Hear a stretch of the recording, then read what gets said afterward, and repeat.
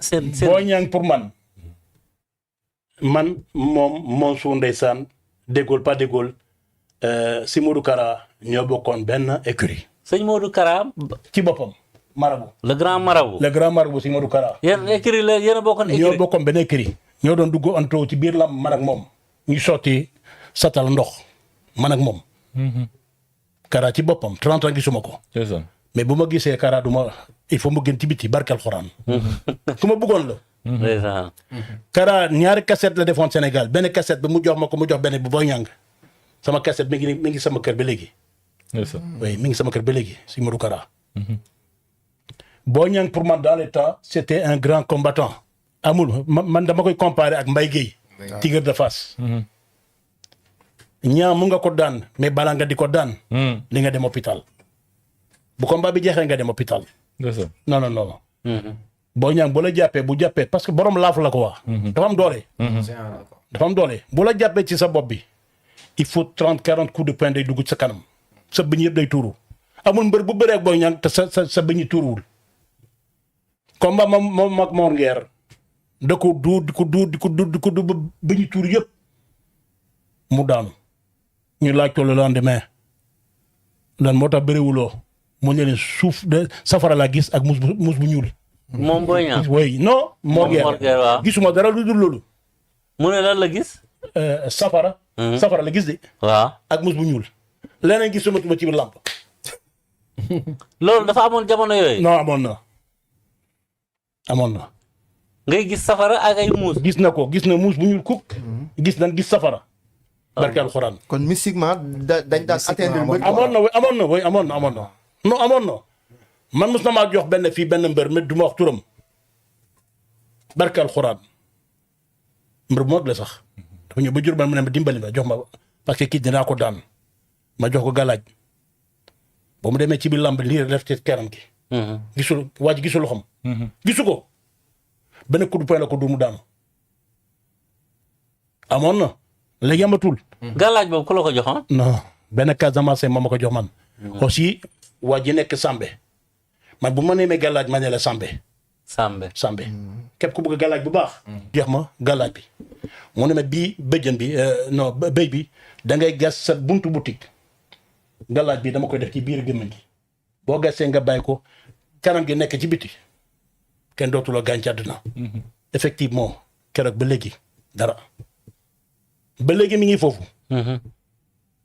magasin bi dafa sacré. mu jox ma lu ñu koy wax de téere. keroog dama dugg procureur barke borom Tuubaa mu ne ma boo duggee tribunal na nga ne xoolal li bon li ma war a def na dal ci moom. bu ma dal yow. ma dem mu ne ma da ngay def sa gémmiñ tuuti naan ko après nga suuti ci suuf si balaa nga dugg tribunal. keroog dama dugg tribunal. ma ne secrétaire bi le procureur a besoin de moi. ma dugg ci moom. ma dem ci moom mu ne mais kenn moo la woo yow kan moo la woo. barke alxuraan mu ne ma kan moo la woo. demal man woowuma la demal et pourtant moom moo ma woo. barki borom Tuubaa. ma def ko deuxième fois aussi ma dem ci moom ma ne ko xool yow maa ngi yaa ngi may sonal de. voilà la deuxième fois tu da nga may indi fii te nga ne ma woowuma la yaa ma woo mais controverse yaa ma ne demal bugguma la. barke alxuraan. gàllaaj am na. gannaaw ba léegi gàllaaj bi mi ngi sama kër man. bu ma takkee ñetti gàllaaj bi moom mu dee. barki borom Tuubaa non am na. am na mais xaw ma léegi si am na. bu njëkk amoon na. parce que borom xam-xam la nu woon. dëgg la. njëkk amuñu leneen. xamuñu oto. xamuñu fecc. xamuñu adduna ju neex. waaw ay folklore. non xamuñu ko. lii rek moo nekkoon ci seen bopp. boo bëggee gàllaaj demal Casamance nga dem Sambe. nga laajte ñu fay def gàllaaj. bu bëgg gàllaaj même gàllaaj yu wërsëg sax ñu jox la ko Sambe. dëgg la. sa diggante sëñ Modou Kara moom nan la meloon ak yéen. ah non benn la ñu woon. benn la ñu woon. ñun suñu deret sax benn nous on est frères de sang. comment. moi tu es un. du ma naar. barki borom Tuubaa. doo naar. non demal Jurbel nga ne leen Birahim kenn du leen naar la man bokkunu ñun même naar yi nekkoon Jurbel ñun bokkunu ak ñoom. ñun c'était mon frère il a épousé une sénégalaise Mame Diarra. ñun Jurbel c'était la seule famille qui restait avec les Sénégalais. Okay. C'est la seule famille au Sénégal même. bu jaxasoo ak Sénégal. non ñun c'est la seule famille. tout le monde nous connaît comme ça. man aw ma xaritu naar bu njëkk. aw ma. Sénégalais rek. non même demal Diourbel léegi jëlal sa oto nga dem Diourbel nga gis sama magasin kër ou bien. suñu kër gi ak magasin bi kan moo fa nekk. 40-50 Sénégalais ils sont dans le magasin ou bien à la maison. sama frère yi mi ngi magasin bi di jaay ñoom ñu ngi ci biir kër gi def leen la neex demal ba léegi. demal laajte kan mooy Khalid Awdi bi nga daal kenn man. léegi yow kii frère de sang ngeen woon. frère de sang on a coupé ici. ku nekk mu coupé. waaw ñoom booy ñaa nga ñoom ñu def seen deret ensemble. waaw c'est pour ça on est devenu frère de sang. macha allah. deret dafa dugg. ci man mu dugg ci ñoom. mais damay dégg ngay wax maam Thierno Birahim sa diggante ak maam Thierno Birahim Mbacke. maam Thierno sama papa ba ma juddoo la ma yóbbu woon Daaru. fi ndamal Daaru. moom la ma jël maam Thierno jox ma ci yëkkati ma ci loxom. mu récité alxuraan ci samay nopp. waaw. après mu jox ma sama papa ma dem. man moo nekkoon sama marabu man moo nekk sama marabu maam Thierno Birahim. moo nekkoon sa sëriñ ndamal Daaru mooy sama sëriñ man. ndeysaan. après on a suivi kan kii Modou Kara. mais sunu marabu moom c'est maam Thierno Birahim. ñun musuñu sonn ci àdduna. Mon père il avait l'ordre du mérite du chevalier du Lion au Sénégal. Demande après Abdallah Aoudi. Ou bien Saïd Aoudi ils avaient l'ordre du mérite du chevalier du Lion. sama papa chaque semaine dafa doon rey 100 moutons pour les pauvres à Diourbel. demal nga laajte rek 100 moutons. Allah. barke alxuraan 1000 poulets chaque mois pour les pauvres il faut demander à Diourbel. demal Diourbel nga laaj leen su fekkee xam nga ay cosaan rek Diourbel nga laaj leen. sama papa moo doon jox xaalis Croix-Rouge Sénégal mu leen di bari sama baay moo leen ko doon jox. incha allah. Abdou Diouf il venait chez nous à Diourbel avant qu'il soit président. Senghor c'était l'ami intime de mon père. c'est ça. L'ami intime on a plus que 400 médailles à la maison pour mon père. plus que 400 médailles. pour sama baay. lan moo tax ñu di ko jox. lu tax nit di la respecté. boo ko respecté wul du la respecté. boo deful lu baax du la respecté. boo bonee kenn du la respecté. waaye dëgg la. kenn du la respecté. c'est vrai. macha lu allah baax rek nga def ci àddina la. Boucar loo koy laajaat. xanaa yéemu rek. vraiment aussi mbégte la jox jàmm waay mbégte bu rëy aussi la ñu am. Xalifa amoo question booy xam wala Boucar. wax dëgg yàlla wax na lépp quoi. kon tey bu ñu gisee sëñ Modou Kara amitié bi mu am ak mbër yi. non quoi. dina dellu way non dina dellu dinaa dem ci moom. man sama premier voyage à parce que mbër yi dañ ko bëgg quoi. waaye dañ ko bëgg. defe naa ne Sénégal defe naa moom c'est le plus grand marabout maintenant. defe naa am na talib yu bëri ah. waaw bëri na talib. bëri na talib bëri na moom maire mos na nekk je pense. waaw. mais mos na nekk. sama premier voyage à l'extérieur moom ma takkal sama ticket d'avion man. dama bëggoon a gën aw ma xaalis pour ma dem. barki borom to ma dégg ma jooy sax. mu ne ma jëla nga dem takk ticket mu jox ma xaalis ma dem. du ma ko fàtte mukk ci àdduna. non mënu ma ko fàtte.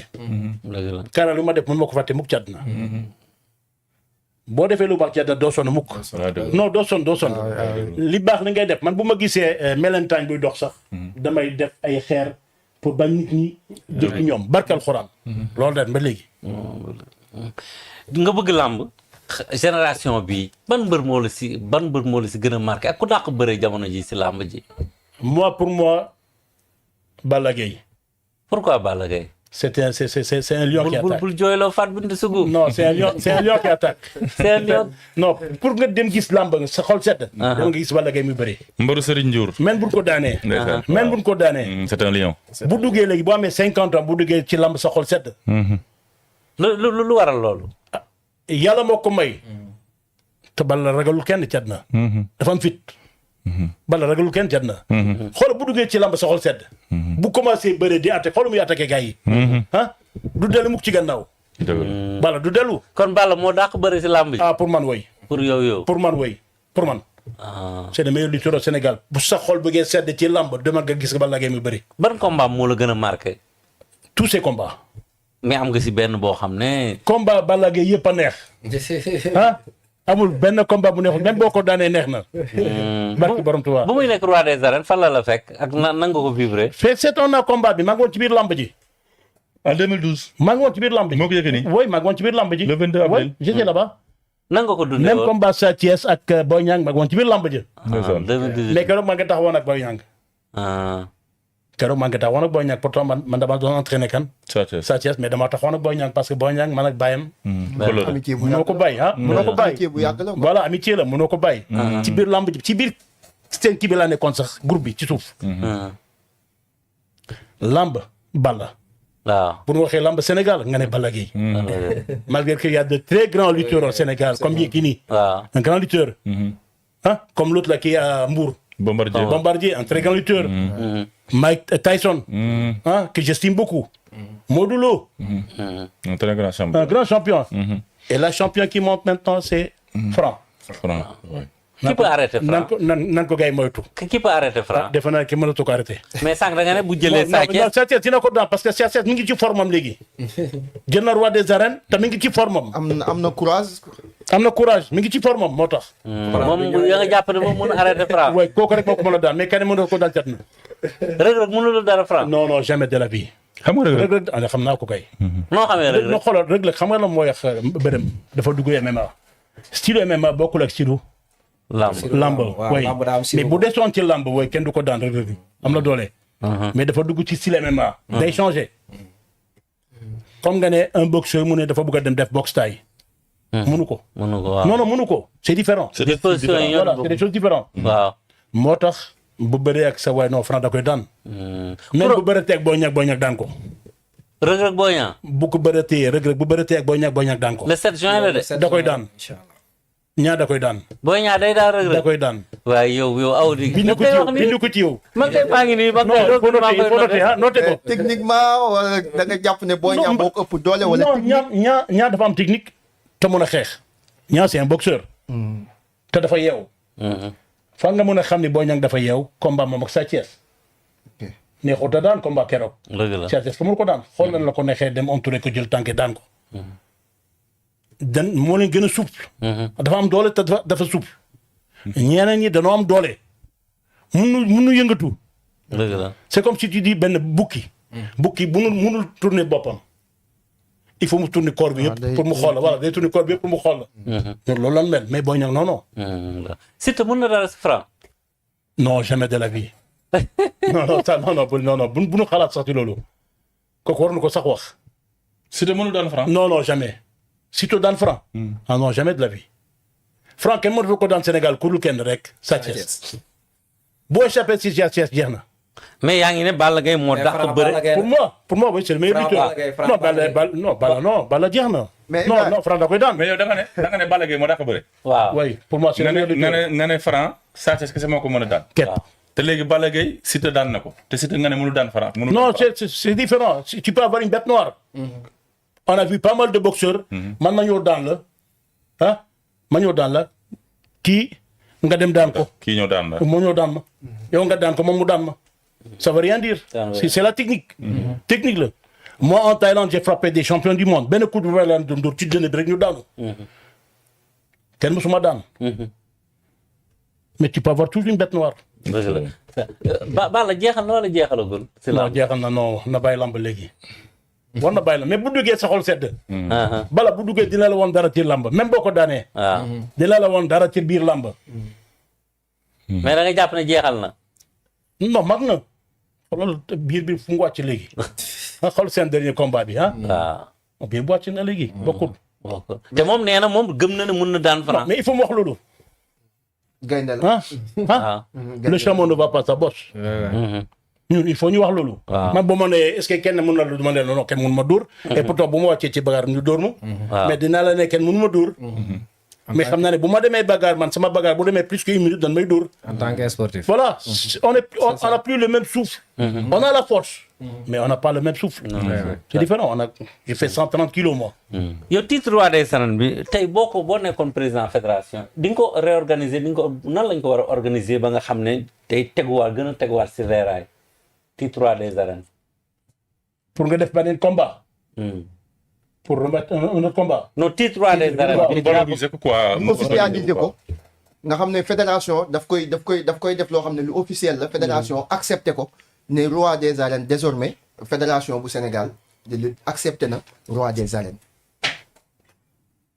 parce que depuis ci Manga 2. waaw depuis Manga 2 bi mu nekkee roi des arènes la ko CNG bi fi nekkoon reconnaître. mais après Manga 2. actuellement nii c'est la presse rek. reconnaître le roi des arènes. officiellement quoi c'est pas reconnu au niveau de la fédération. pourquoi c'est pas reconnu et pourquoi ils font ça donc. Pourquoi on fait que ça? C'est le roi des arènes. Pourquoi on le fait et on ne reconnaît pas ça? Pourquoi? En tout cas, dans le sport, celui qui détrône le roi, il est roi. Il est roi. Et pourquoi on ne reconnaît pas ça? Ça, c'est à revoir donc. À revoir, C'est à revoir donc. C'est à revoir. Il faut les demander pourquoi. ba def benn catégorie. Mais nga xam ne buñ du ci CNG moom mooy def lutte yi. Du ma koy def. léegi fédération lu tax quoi. waaw lu tax muy def donc lutte. Avec ce trône là pourquoi ils le font s'ils ne reconnaissent pas ça? Si on ne reconnaît pas ça, pourquoi on le fait? On ne doit pas le faire. Pour dire que lui, il est le roi des arènes. On ne doit pas le faire. Selon toi, comment est-ce qu'on peut faire pour pouvoir revaloriser ce titre de roi des arènes? Il faut voir ce qu'il y a dans la fédération dont vous parlez, le CNG. Qu'est-ce qu'il y a au juste? Pourquoi ils ne le font pas? Ou bien c'est le CNG, les gens qui sont dedans, c'est des gens qui font enlever. Pour mettre d'autres personnes qui s'y connaissent beaucoup plus. d'accord sama beneen question Tyson Yékini ak Bombardier am na ay jamono ñoo teewoon làmb. waay si ñett ñooñu kan moo la si gënoon marqué. Tyson, Yékini, Bombardier. waaw Yékini. pourquoi Yékini pourquoi pas Tyson? Il a prouvé Yékini. Même Tyson a prouvé. Mais c'est différent. Yékini, les gens qui a fait tomber dans les arènes, Tyson n'a pas fait comme lui.